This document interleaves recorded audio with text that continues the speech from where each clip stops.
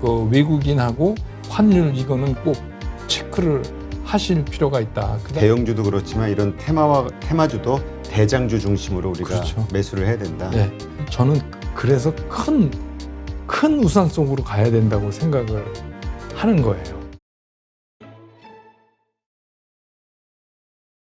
자, 그러면 이제 연말 이제 2021년도 끝나가고 있고 또 이제 2022년이 곧 다가올 텐데요. 우리가 꼭 확인해야 될 게 있을까요? 저는 이제 이런 거죠. 특히 이 최근에 형성된 이 수급의 문제에서 외국인들의 움직임은 꼭 체크하셔야 돼요. 그러니까 두 번째는 환율을 좀 체크하셔야 되고, 최근에 이제 중국 지준율 그 인하하고 최근에 며칠 동안 좀 위안화 강세잖아요. 그게 이제 우리 시장에 어떤 영향을 미칠 것인가, 이런 것도 계속 체크를 하셔야 돼요. 왜 그러냐면 결국 우리 시장은 외국인들 수급에 달려 있어요. 그렇죠. 네, 그러니까 뭐 연말 연초건 이걸 벗어나도 항상 그거를 하셔야 되는 것 중에 하나지만 단 예외가 한 번 있었어요. 그게 뭐냐면 작년 3월에 코로나 팬데믹 때문에 빠졌을 때 외국인들은 팔고 우린 들어가서 막 샀고, 그렇죠. 그래서 그거는 진짜 그냥 평범하지 않은, 잘 안 일어나는 일이 일어난 거고, 지금 같은 상황에서는 우리 개인 투자가들이 독자적으로 그렇게 할 수가 없고, 아시지만 우리나라 기관이라는 거는 정말 일주일 단위로 돌려막기를 해야 되는 상황인데, 그러니까 뭐 그 사는 거에 대해서 어떤 의미를 부여하고 기조적이다 아니다 이렇게 얘기하기도 되게 힘들어요. 그러면 결국은 외국인들을 볼 수밖에 없는데, 그래서 외국인들도 이런 거를 좀 많이 보세요. 그러니까 이달 들어 뭐 예를 들어서 이달 들어 어떻게 변했나 하고, 그다음에 그 선물 기준으로 그러니까 9월 10일부터 이제 어제까지 한 뭉탱이, 또 이제 오늘부터 또 앞 3월 만기일까지 그 사이에 벌어지는 수급을 한번 체크해 보세요. 그게 굉장히 중요해요. 이렇게 짧게 보지 마시고 외국인이 오늘 샀어 내일 샀어 뭐 이러지 마시고, 좀 그런 식으로 보시면 자꾸 보시다 보면 이제 흐름을 좀 느끼실 거예요. 아, 얘네들이 지금 이러고 있구나.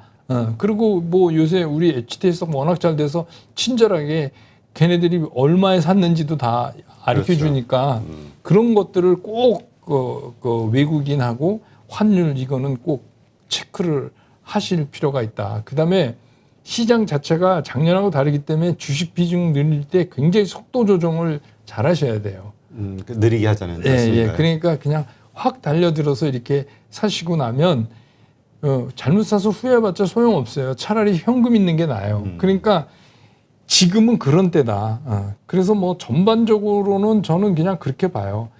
그냥 뭐 잘하면 이번에 좀 뭐 3,100 가까이 갈기는 뭐 연말 전에 갈 수는 있지만 그게 뭐 대단한 거라고 볼 수가 없잖아요. 갔다가 다시 또 내려올 수 있다. 그 내려오고, 그다음에 이제 뭐 그 대선 앞두고 이제 또 그때 좀 좋아졌다가, 그다음에 이제 또 여름에 좀 별별 없이 이제 좀 그러다가 이제 하반기 가면서 좀 나아지지 않을까. 내년도. 그렇게 이제 전체적으로는 그렇게. 근데 그거는 뭐 틀릴 수 있는 거고, 늘 틀리지만 어떤 상황이 벌어지냐에 따라서 자꾸 바뀌니까. 그러니까 전체적으로는 그렇게 이제 그림을 한번 잡아놓으시고, 근데 이건 절대적인 게 아니니까 이걸 믿고 막 사시면 안 되니까, 그렇기 때문에 왜 그 말씀을 지금 드렸냐면 막 스테디하게 계속 이렇게 가는 장이 아니기 때문에 이 주식을 늘릴 때는 굉장히 속도 조절을 잘 하셔야 된다. 그래서 제가 늘 드리는 말씀처럼 개미니까 그냥 쫀쫀하게 하세요. 쫀쫀하게 하시는 게 오히려 낫다, 지금은. 근데 지금 중국 지준율 인하 말씀하셨는데, 지금 이 의미를 조금 따져보면 이게 상당히 중요한 상황인 거잖아요. 중국이 상당히 어려운 상황이죠. 홍다는 거의 파산, 그러니까 디폴트 이미 벌어진 거고 파산으로 간다, 이렇게 봐야 되겠죠. 그래서 이제 뭐 그런 이제 부동산에 대한 거품이, 부동산에 뭐든지 거품은 나쁜 거지만 이게 너무 갑자기 빠른 속도로 이렇게 되니까 전체적으로 중국에서 부동산 경기가 꺼지면 뭐 중국 그냥 한쪽 잃은 거나 마찬가지잖아요. 그렇죠. 이제 그런데 이제 중국 입장에서는 또 이번에 지준율 이렇게 하면서 보니까 중국 정부가 환율에 좀 손을 대는 것 같은 느낌을 저는 이제 개인적으로 받거든요. 뭐 이거는 뭐 정확한 건 아니지만 그리고 왜냐하면 최근에 이게 계속 떨어지고 있단 말이에요. 위안화가 달러 대비. 그래서 오늘 새벽에 보니까 6.38로 끝났더군요. 그게 6.3까지 갔다가 막 이렇게 32, 38 막 이렇게 왔다 갔다. 이게 연초에 7이었나요? 예. 6.7 정도 예, 했었죠. 그래서 뭐 7을 깨면 어떻고 뭐 그랬는데 이게 지금 이제 그렇게 됐잖아요. 그 얘기는 뭐냐면 이게 미국의 코스트 압박을 해요. 왜냐하면 이런 이제 기초 자재들을 미국도 중국에서 상당하게 많이 사가야 되는데 그러니까 이제 물건값이 비싸지는 거잖아요. 미국까지 중국에. 비싸지면 그게 인플레이션. 그렇죠. 미국은. 네, 미국 입장에서는 그게 또 인플레이션이 되면 이제 연준은 더 불똥이 떨어진 거예요. 그거를 해소하는 방법은 이런 방법이 있죠. 미국 정부가 야 그러면 그동안 중국한테 그 관세 조금 좀 조정하자 이러면 코스트가 좀 줄어들 수 있잖아요. 근데 그건 안 할 거라고요. 지금 뭐 바이든 정부 그거 하면 욕을 얼마나 먹겠어요. 그렇죠. 그리고 지금 뭐 민주국가 예. 정상회담 뭐 이런 거 해가지고 자꾸 고립시키는 전략 쓰고 있는데. 그러니까 뭐 어떤 분은 파월 의장이 왜 갑자기 뭐 변절했냐 매파냐 그랬는데 그런 얘기가 아니라 연준 입장에서는 지금 죽겠는 거예요. 그러면 이걸 해결해서 인플레랑 싸우는 데는 이제 연준밖에 안 남았는데 할 수 있는 일이 그러니까 그렇죠. 이제 모든 사람이 예측할 때 이번에 내주에 발표될 연준의 그런 내용들은 우리가 생각한 것보다 빠르고 강하게 나올 가능성이 높다고 얘기하는 게 그걸 할 수 있는 데가 연준밖에 없는 거예요. 네. 뭔가 인플레이션과 싸울 만한 도구를 가진 거는 정책을. 네. 그러니까 이제 지금 이제 그런 상황이고 어차피 그거는 저는 이렇게 봐요. 뭐 우리가 이미 답을 알고 있기 때문에 그게 시장에서 이벤트로 한번 넘어가는 거는 해야 되겠죠. 이벤트적 반응은. 그렇지만 그게 지금까지 시장에 뭐 결정타를 매긴다 이렇게는 안 봐요. 금리 인상한다는 게. 아니 이제 금리 인상 시기가 당겨진다는 당겨진다는 게. 금리 인상을 진짜 들어가면 그땐 조금 우리가 주의 깊게 봐야 돼요. 근데 항상 과거에도 그랬지만 금리 이 주시장이요. 이런 거예요.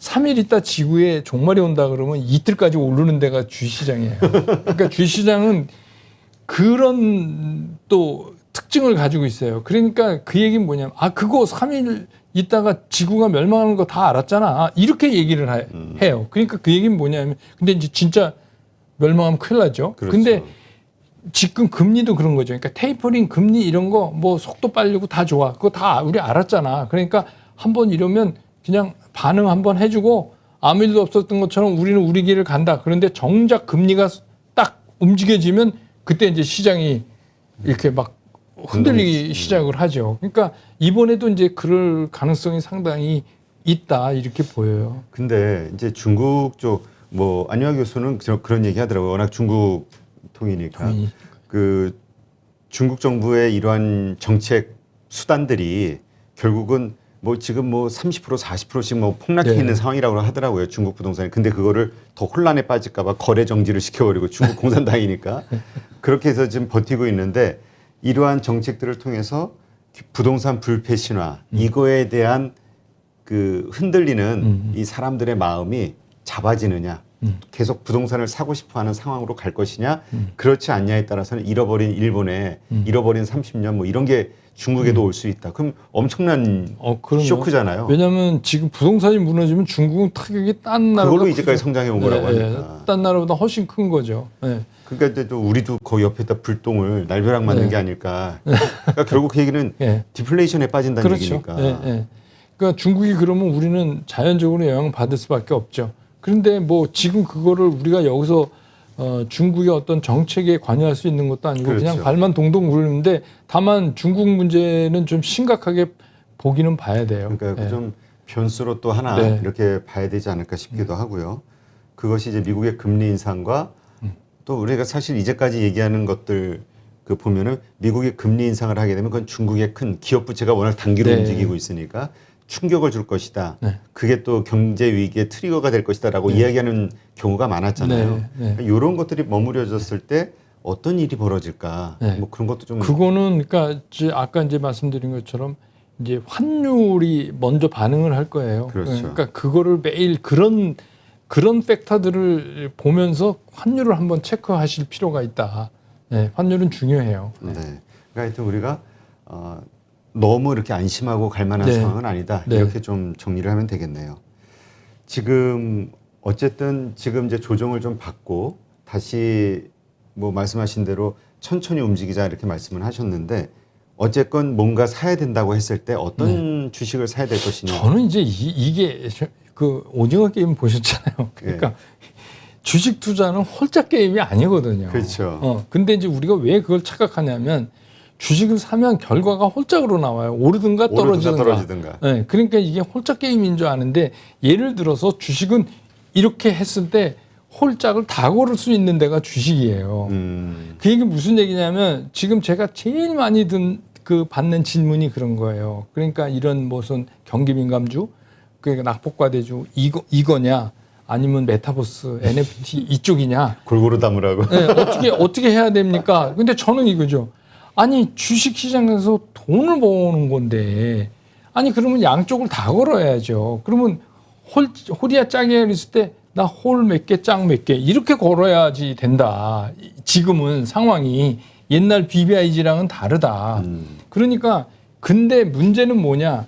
이 두 가지가 매매 패턴이 달라야 돼요.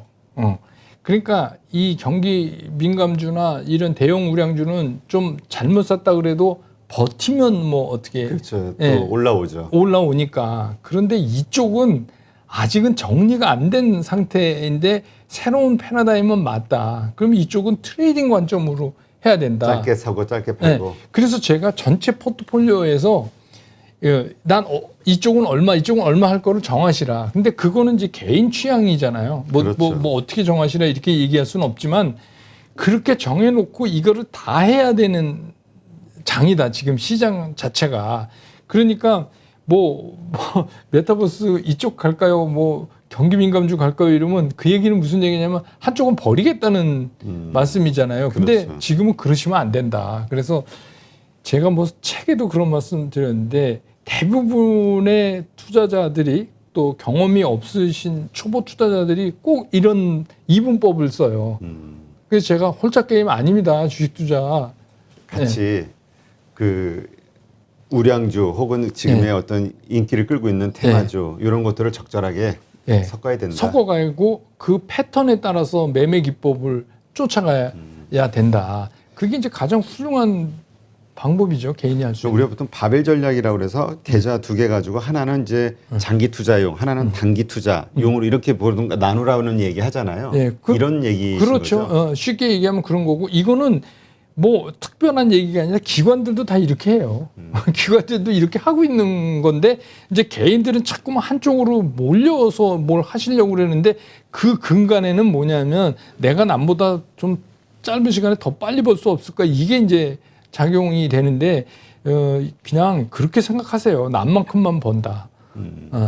남만큼만 번다. 근데 주식으로 떼돈을 벌고 싶다라는 마음이 누구에게나 있잖아요. 대박을 한번 내보고 싶다. 이게 이제 사람의 어떤 행동, 잘못된 결정을 내리게 하는 요소가 되는 거죠. 과도한 욕심. 그게 뭐 우리 많이 쓰는 말로 대박을 할수록 한쪽에 쪽박이라는 리스크가 같이 쫓아오잖아요. 그러니까 결국은 그게 같은 동체예요. 욕심하고 희망하고 이게 동체인데 그러니까 주식 투자를 하는데 왜 뭐 대표님 아시겠지만 여기 이제 수포개미 유명하신 분들 말씀 들어보세요. 그분들은 절대로 그렇게 안 해요. 그렇죠. 그러니까 그게 뭐냐면 그렇게 가면 어쩌다가 진짜 신이 이뻐해서 우리 흔한 말로 전생의 나라를 구해서 그냥 그게 맞는 경우는 있지만 그런 확률보다는 합리적으로 포트폴리오를 짜서 운영하는 게 훨씬 더 나아요. 길게 보면은. 그러니까 우리는 정말 어떤 콕 집어가지고 대박주를 찾는데 그게 아니라 이제 좀 포트폴리오 전략을 갖자. 이제는 그렇게 하셔야 될 거예요. 근데 그 포트폴리오 갖는 거와 관련해서도 어떤 분들은 되게 헷갈려 하시더라고요. 저 이렇게 댓글창 이렇게 보면은 어떤 분은 뭐 몇십 종목씩 가지고 있는 분도 있고 또 어떤 분은 뭐 어려우니까 세 종목 뭐 이렇게 가지고 있는 분도 있고 좀 적정한 포트폴리오와 관련해서 적정한 주식수를 어느 정도로 보세요? 아니 그러니까 이제 종목도 자기가 관리할 능력만 있으면 뭐 몇십 종목이면 뭐 어떻습니까? 그게 다 관리만 된다면 많으면 뭐 반드시 좋은 건 아니지만 괜찮죠. 근데 이제 제가 일반 개인 투자가들이 접촉하실 수 있는 거는 사실은 종목 수보다 지금 같은 이런 거 있잖아요. 이렇게 경기 민감주냐 무슨 새로운 패러다임이냐 이런 게 나왔을 때 우선 이거 구분을 어떻게 하느냐가 중요한 거죠. 왜냐하면 경기 민감주로 포트폴리오 다 짜놔봤자 소용없어요. 그러니까 제가 우스갯소리로 현대차, 기아, 모비스 이렇게는 이건 포트폴리오 아닙니다. 이렇게 이제 말씀을 같은 섹터니까. 예, 그러니까 그런 거를 어떻게 하시느냐. 그래서 뭐 아니 나는 뭘 하다 보니까 바이오가 없어요. 이러시는 분들 아니 없으셔도 돼요. 뭐 꼭 그거를 하셔야 되는 거라고 생각하실 수도 없어요. 그러니까 제 생각에 그냥 10개 미만 정도 종목으로 그렇게 종목의 성격이 분산돼 있으면 일반 투자가들이 하시기엔 그 정도 뭐 5개에서 10개 정도는 관리하실 수 있을 것 같아요. 네, 그러니까 그게 좀 좋지 않을까 싶어요. 그러니까 그 각각의 그러니까 많은 분들이 착각하는 게 여러 종목으로 나누는 게 분산 투자라고 생각하는데 그게 아니라 전혀 다른 성격, 섹터. 예, 성격을 구분해 놔야죠. 그러니까 이 우산장수, 집신장수 그런 겁니다. 이게 성격을 구분해 놔야 되는 근데 거죠. 이제 어떤 분들은 또 그걸 이제 답답해하긴 해요. 왜냐하면 그래서 결국 치고받고 남는 게 별로 없다. 아, 그건 왜 그러냐면 어느 순간에 근거 놓으면 맨날 똑같아요. 그러니까 제가 각각의 성격대로 매매 패턴을 달리하셔야 된다는 말씀이 무슨 얘기냐면 얘 올라갈 때 얘를 그냥 가만히 바라보고 왜 얘가 빠지니까 그게 아니라 얘가 올라가면 얘 이익 실현해주고 그렇게 해서 얘 떨어지면 그때 사고 얘 올라갔을 때 하고 그렇게 이걸 달리하셔야 되는데 또 일반 투자가 잘못하시는 게 어느 날 주식 파는 날 어느 날 주식 사는 날 이렇게 정해갖고 동시에 다 하신단 말이에요. 근데 그렇게 하면 뭐 포트폴리오를 짜놓을 이유가 없죠. 네. 그러니까 정말 그 우리 리밸런싱이라고 하잖아요. 그러니까 오르면은 아무리 장기 투자용이라 하더라도 오르면은 적당하게 해주고 떨어지 이런 식의 반복이 좀 있어야 된다. 신경을 써줘야 된다. 계좌에 대해서. 그렇습니다. 그러니까 그게 제가 많이 만나고 저는 뭐 이걸 직업으로 했었기 때문에 슈퍼개미 분들 뭐 이런 분들 다 만나봐도 대부분이 그래요. 근데 이제 개 중에 막 오랫동안 뭐 10년 이상 막 가지고 있어서 그런 분도 계신데 일반적으로는 결국은 뭐 이게 많이 오르면 좀 부분적으로라도 이익을 좀 실현해 놓으시는 게 좋지 않을까 싶어요. 근데 어쨌건 아까 말씀하셨듯이 대형주도 그렇지만 이런 테마주도 대장주 중심으로 우리가 그렇죠. 매수를 해야 된다. 네. 이제 내년 되면 더 그게 심해질 것 같은데요. 특히 이제 이 메타버스나 NFT에서는 그런 현상이 더 많이 나타날 거고 그렇잖아요. 이거 또 17일인가요? 그거 우리 옛날에 싸이월드. 그러니까 이제 이게 무슨 얘기를 하는 거냐 하면 이게 싸이월드 옛날에 안 해보신 사람이 별로 없을 것 같은데 그러면 이 얘기는 무슨 얘기냐 하면 이 분야가 점점 뭔가 수익성을 뒷받침해 준다고 생각했을 때 거대한 기업이 나타나기 시작해요. 거대 기업이 나타나서 정리를 해버려요. 그러면 이건 뭐 그냥 한 칼에 끝나는 거예요. 그래서 뭐 나도 한다 어쩌고 저쩌고 하던 것들 그냥 다 없어져요. 우리 닷컴 버블 때 이미 봤잖아요. 근데 그 미국에서 나온 리포트 보니까 하긴 그 얘기 하더라고요. 여러분이 이미 알고 있는 메타뿐만이 아니라 페이스북뿐만이 아니라 애플, 마이크로소프트, 아마존, 구글 다 메타버스 이미 여러 해 전서부터 다 준비해 오고 있는 거라고. 그러니까 따로 찾을 필요 없이 그냥 빅테크 그 기업 하나 사면 되는 거라고. 그러니까 제가 말씀드린 게 우리나라도 뭐 네이버나 카카오나 거기에 이제 계열사나 이런 데는 이미 상당 부분 하고 있어요. 그렇죠. 상당 부분 하고 있는데 지금 그거 뭐 얘기 안 하는 이유는 뭐냐면 얘기해도 뭐 실익이 실제로 벌어들이는 게 이렇게 크지가 않으니까 지금 회사에 비해서. 근데 이제 어느 날 그게 넘어가는 순간 이게 확 공개가 되면서 일로 쏠릴 거예요. 그러니까는 우리 과거의 사례를 보더라도 이러한 경우에는 플랫폼 기업들이 다시 다 잡아먹잖아요. 그렇죠. 네. 네. 참. 그러니까 우리가 지금 시점에서는 하여튼 이러한 저러한 것들을 다 근데 그 만약에 이제 그 주도주를 산다고 했을 때 이 조정이 끝나고 나서 예를 들면 이제까지의 게임주의 주도주는 이제 위메이드라든가 게임빌이라든가 이런 거였잖아요. 근데 조정 이후에는 주도주가 바뀔 것이냐 아니면 예전에 그 주도주가 다시 갈 것이냐. 그게 지금 말씀드린 것처럼 이제 저는 이건 뭐 제 개인적인 생각이지만 저는 그래서 큰 우산 속으로 가야 된다고 생각을 하는 거예요. 큰 우산 속에 있어야 지금은 아니더라도 그러니까 독자적으로 혼자 뭐 게임 하나 갖고 어떻게 한다 이런 거는 아닌 것 같고 큰 덩치 안에 들어가 있어야 그래야 뭐가 나중에 이게 된다 했을 때 치고 나가는 속도가 굉장히 빨라지고 그럴 가능성이 크다. 그러니까 이제 그런 쪽으로 가자. 왜냐하면 지난번에 제가 한번 카카오 게임즈 말씀드리지 않았어요? 네. 네, 그런 기억이 나는데 카카오 그냥 저라면 그냥 그 우산 속에 있는 게 제일 네이버 편안하다. 제페토도 있고. 예, 그렇게 보는 거죠. 그러니까 이제 이렇게 개별주 보시는 분들은 높은 수익성을 따져서 가는 건데 사실 빠질 때 보세요. 예, 거기에는 우리가 상당히 큰 리스크가 있으니 네. 안전하게 주진이라면 네. 오히려 이런 쪽이 낫다. 네. 네, 알겠습니다. 네, 오늘도 이렇게 해서 백만개미 한세고 당조님과 함께 전반적인 주식시장 상황을 한번 점검해보고 우리가 투자의 마인드를 어떤 방향으로 가져가야 될지 한번 생각해봤는데요. 역시 한번 우리가 많이 되새겨봐야 될 그런 내용들이 있어서 아마 방송 보시는 분들이 한번 그 현명한 투자하는데 좋은 그 길 안내 역할이 되지 않았을까 생각이 듭니다. 오늘도 이렇게 좋은 인사이트 고맙습니다. 감사합니다.